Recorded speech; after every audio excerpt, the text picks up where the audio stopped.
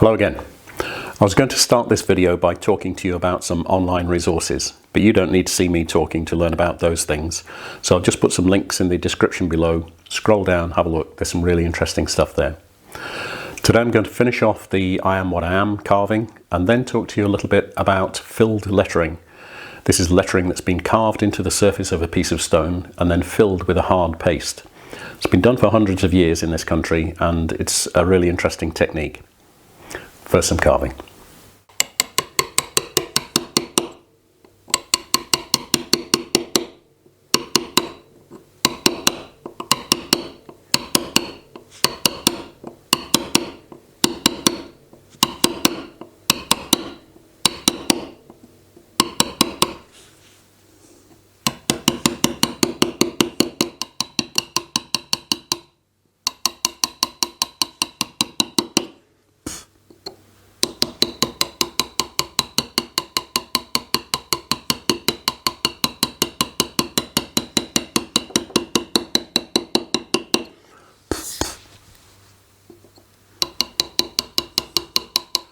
Well, I'm just about finished on this and I'm probably doing what I always do, which is just fiddling about too much when I should really stop, rub it down, rub the marking out lines away so that I can see the bare letters and then decide whether it needs any more touching up.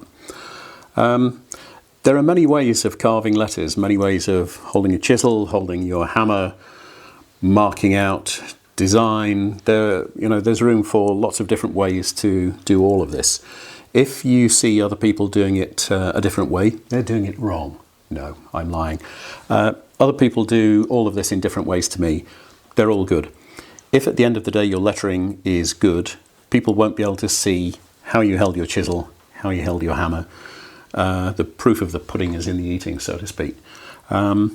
Yeah, if you see me doing something in a way that you wouldn't, let me know. Tell me. That's fine. There are lots of ways of doing all of this.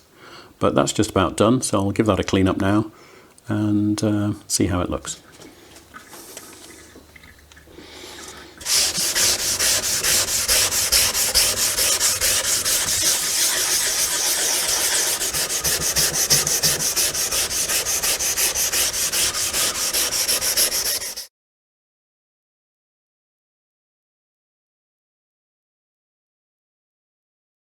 Now for some filled lettering.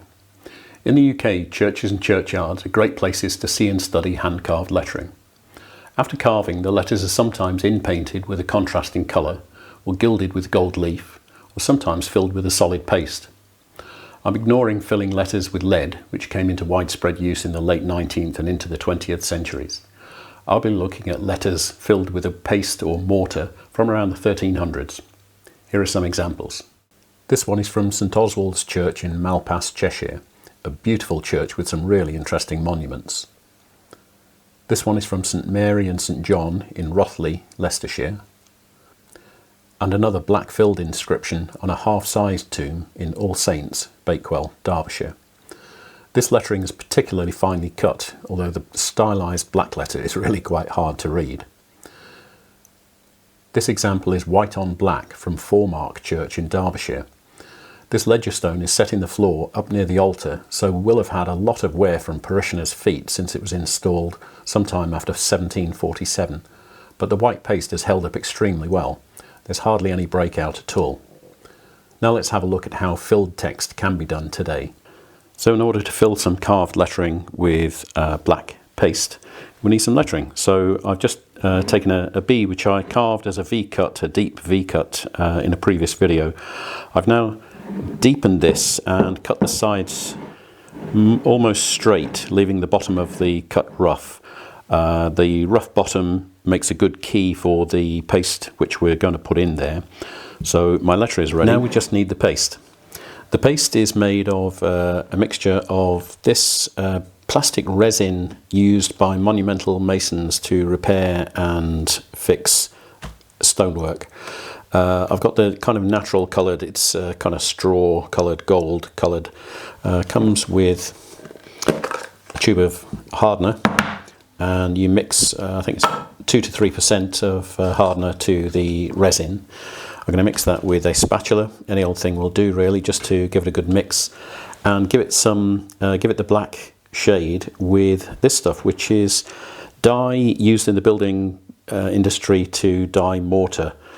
It's some kind of oxides. It's incredibly black, and you get little bits, specks of powder on the bench. Then when you wipe it off, you get big black streaks. So careful where you get that stuff. It gets absolutely everywhere. I've got about 1 kilo there, which will last me about 900 years. But you don't need too much of that. Mixture of that and the paste, and we're good to go.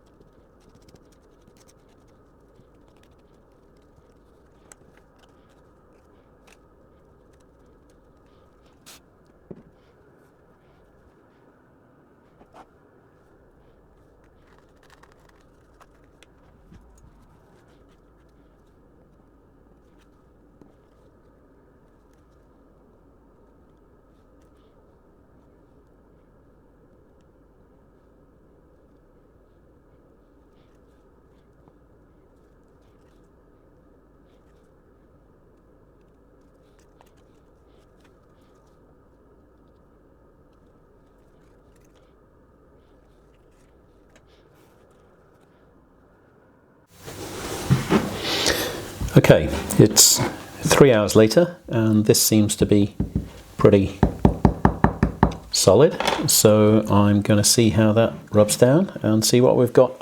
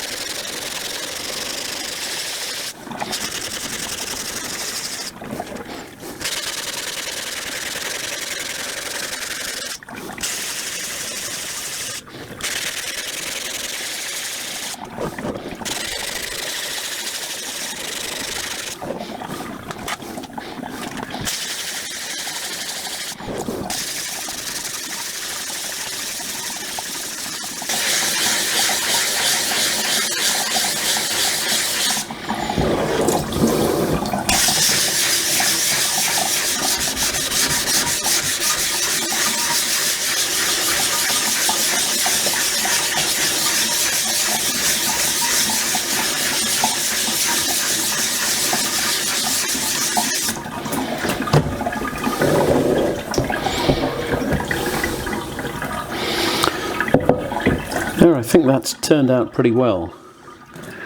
The black has got little specks in it, which gives it a little bit of texture, which is rather nice. And the resin and the black dye powder hasn't stained the surface of the stone where it was overfilled. So that's worked out really well. Yeah, I'm quite pleased with that. Well, I'm very pleased with the way the filled lettering went this time. If you have any questions about technique and materials, or any comments on what I've done, please get in touch down below. Next time I'll be looking at the kind of lettering, carved lettering, that you can see in churchyards up and down the country. There's a real mix of styles depending on the area, the local material, local styles. There's a lot to see. Next time.